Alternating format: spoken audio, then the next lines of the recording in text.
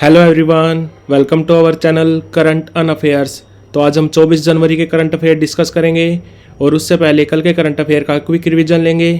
तो कल का पहला क्वेश्चन था, प्रधानमंत्री नरेंद्र मोदी ने पलासमुद्रम में राष्ट्रीय सीमा शुल्क अप्रत्यक्ष कर और नारकोटिक्स यानी कि NACIN national academy for custom indirect tax and narcotics, तो इसका नया परिसर का उद्घाटन किया है आंध्र प्रदेश के किस जिले में?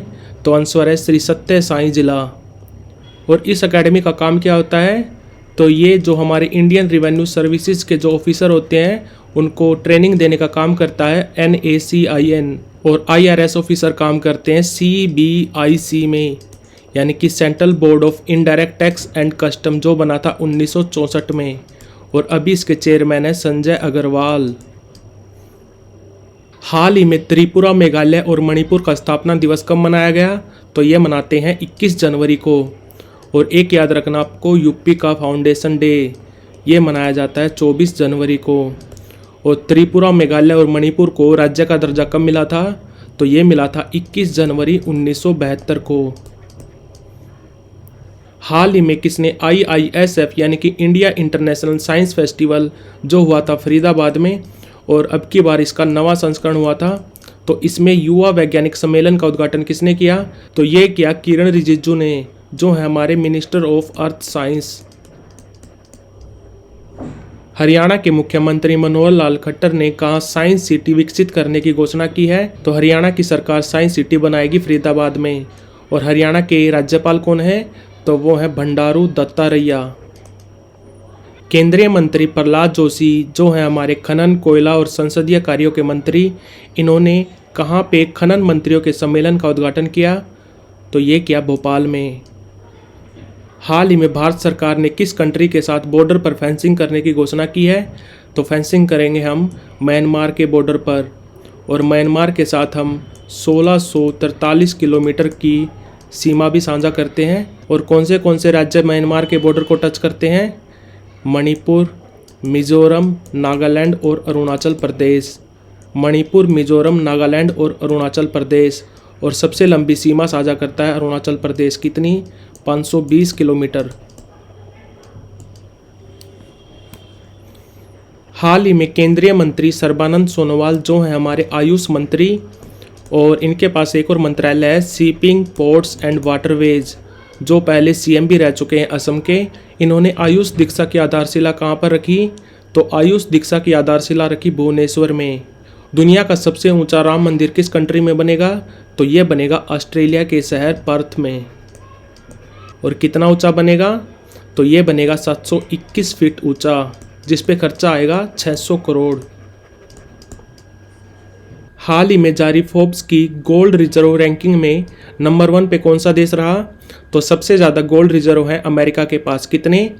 8133 टन गोल्ड रिजर्व है अमेरिका के पास। और इस लिस्ट में दूसरे नंबर पर है जर्मनी, तीसरे पर है इटली, और भारत का रैंक है 9th। और भारत के पास कितने गोल्ड रिजर्व हैं? तो भारत के पास 800 टन गोल्ड रिजर्व हैं। और बात करें वर्ल्ड गोल्ड काउंसिल की, तो इसका हेडक्वार्टर कहाँ है? तो इसका हेडक्वार्टर है लंदन में। वर्ल्ड गोल्ड काउंसिल का हेडक्वार्टर है लंदन में। हाल ही में पंजाब के किस शहर में मदर मिल्क बैंक की स्थापना की गई? तो ये की गई Ambedkar institute of medical sciences, जो है मोहाली में। मोहाली है पंजाब में। तो बढ़ते हैं आज की वीडियो की तरफ। आज का पहला क्वेश्चन है, हाल ही में किसने असम्स ब्रेव हार्ट लाचित बारफुकन पुस्तक का विमोचन गुवाहाटी में किया? तो ये किया हमारे गृह मंत्री और सहकारिता मंत्री अमित शाह जी ने। और ये लचित बारफुकन कौन थे? असम में एक राजवंश था अहोम राजवंश। अहोम किंगडम ने असम पर 13वीं शताब्दी से लेकर 1826 तक राज किया है। और इस बीच मुगलों ने कई बार हमला किया असम पर, लगभग 17 बार हमला किया। और जो 17वीं बार जो युद्ध हुआ था, उस युद्ध को बोलते हैं बैटल ऑफ सरायघाट, यानी कि सरायघाट की लड़ाई। तो इस युद्ध में जो अहोम राजवंश के कमांडर इन चीफ थे वो थे लचित बाराफुकन। और इस युद्ध में मुगलों की हार हुई थी। तो मुगल कभी भी अहोम राजवंश को हरा नहीं पाए और अहोम किंगडम के फाउंडर थे सुकाफा। सुकाफा ये नाम याद रखना, अहोम किंगडम के फाउंडर थे सुकाफा। और ये बैटल ऑफ सरायघाट हुई थी 1671 में, जिसमें अहोम किंगडम ने मुगलों को हराया था। और उस टाइम कमांडर इन चीफ थे लाचित बारफुकन। तो असम ब्रेवहार्ट लाचित बारफुकन पुस्तक का विमोचन किया अमित शाह जी ने। UNDP यानी कि यूनाइटेड नेशन डेवलपमेंट प्रोग्राम और डेनमार्क ने किस कंट्री में ग्रीन रूम्स इनिशिएटिव को लॉन्च किया है? तो ये लॉन्च किया है यूक्रेन में। और बात करें UNDP की, तो ये बना था 22 नवंबर 1965 को। हेडक्वार्टर इसका न्यूयॉर्क में। और अभी इसके हेड कौन है? तो हेड है एकिम स्टेनर। एकिम स्टेनर।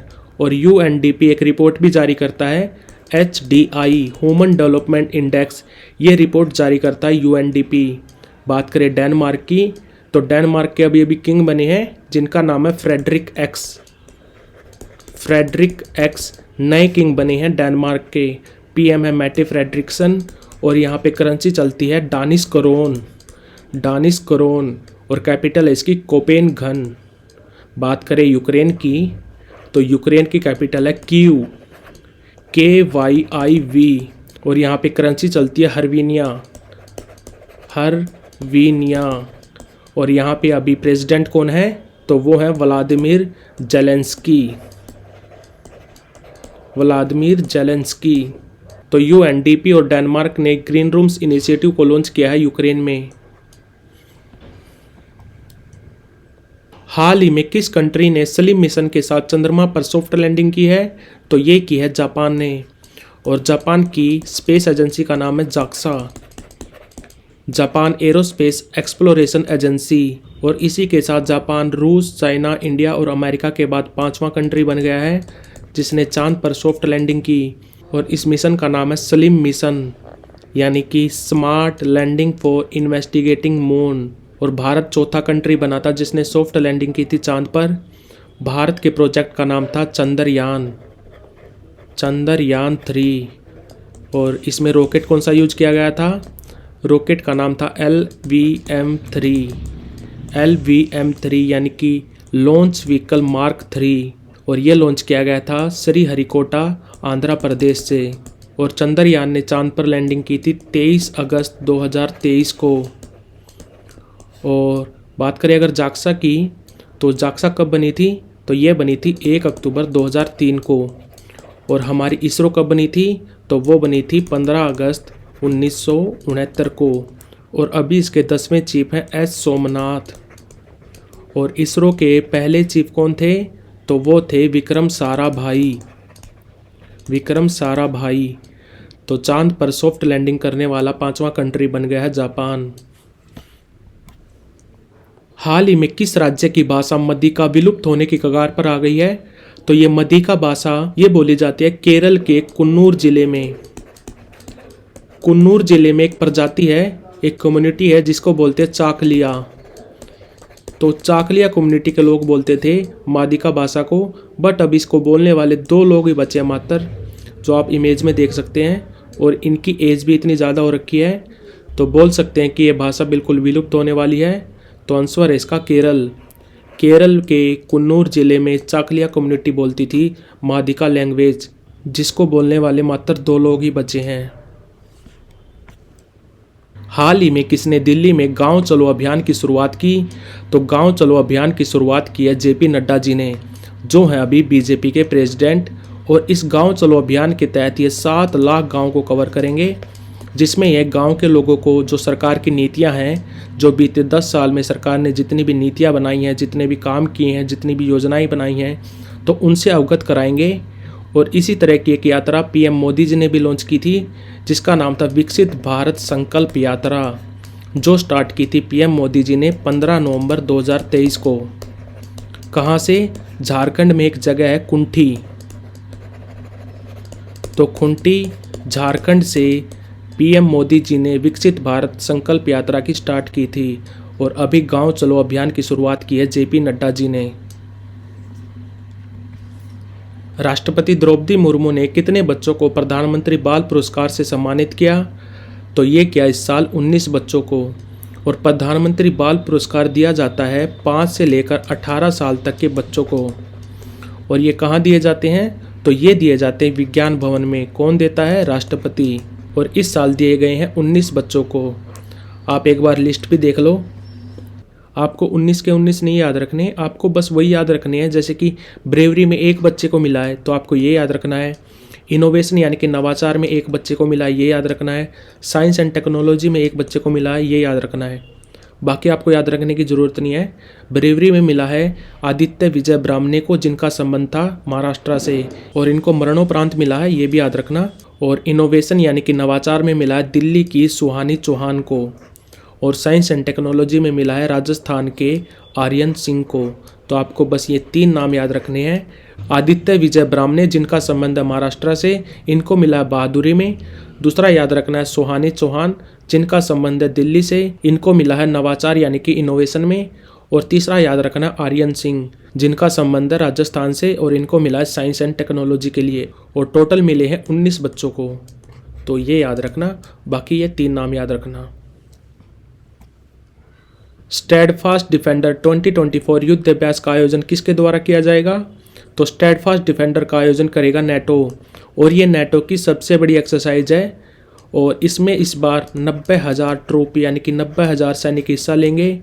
और बात करें अगर नेटो की, नेटो का हेडक्वार्टर कहाँ है? तो वो है ब्रुसेल्स में, ब्रुसेल्स बेल्जियम में। और इसमें अभी 31 मेंबर कंट्री हैं।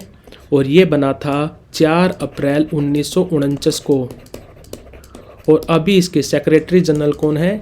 तो वो है जेंस स्टोल्टनबर्ग, जेंस स्टोल्टनबर्ग, जो पहले पीएम भी रह चुके हैं नॉर्वे के। तो स्टेडफास्ट डिफेंडर 2024 का आयोजन करेगा नेटो। कब से कब तक? ये चलेगी फरवरी से लेकर मई तक।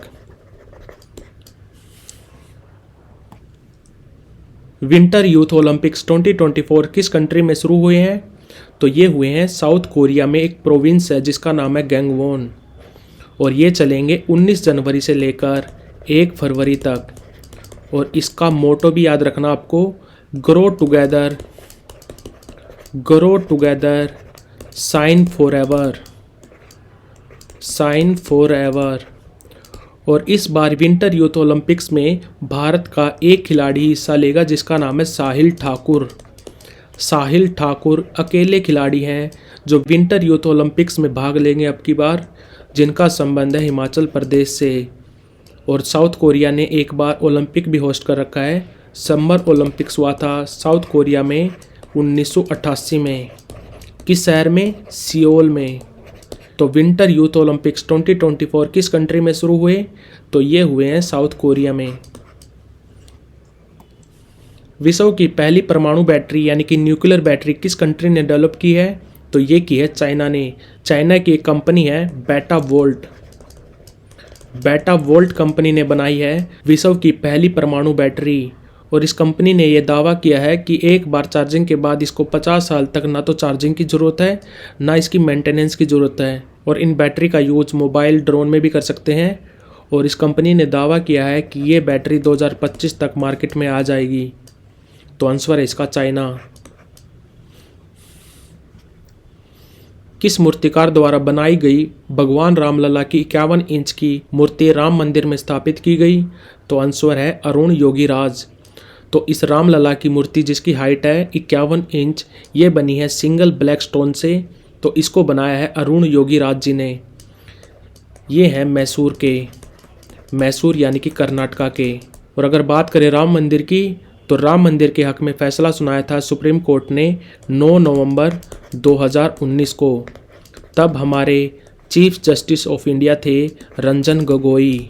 रंजन गोगोई जिनको मिला है अभी अभी असम वैभव, असम वैभव पुरस्कार दिया है असम की सरकार ने रंजन गोगोई जी को। और राम मंदिर का फाउंडिंग स्टोन कब रखा गया था? यानी कि काम स्टार्ट हुआ था 5 अगस्त 2020 को। और राम मंदिर के मेन वास्तुकार कौन थे? तो वो थे चंद्रकांत सोमपुरा और उनके 2 बेटे आशीष और निखिल। ये 3 बंदे ये थे मेन वास्तुकार राम मंदिर के, चंद्रकांत सोमपुरा और उनके 2 बेटे आशीष और निखिल। और राम मंदिर बनाया गया नागर शैली में। नागर शैली में बना है राम मंदिर। और ये कितने एकड़ में फैला है? तो राम मंदिर फैला है 71 एकड़ में, जिसमें से जो मेन टेम्पल है वो बना है 2.67 एकड़ में, और इस पे टोटल खर्चा है 1800 करोड़। तो भगवान रामलला की मूर्ति के मूर्तिकार हैं अरुण योगीराज, जिनका संबंध है मैसूर से।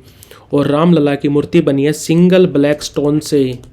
सिंगल ब्लैक स्टोन से बनी है भगवान रामलला की मूर्ति, जिसकी हाइट है 51 इंच। और धनुष और बाण बने हैं गोल्ड से, यानी कि सोने से। तो आंसर है इसका अरुण योगीराज। तो like share subscribe. Thank you for watching current and affairs.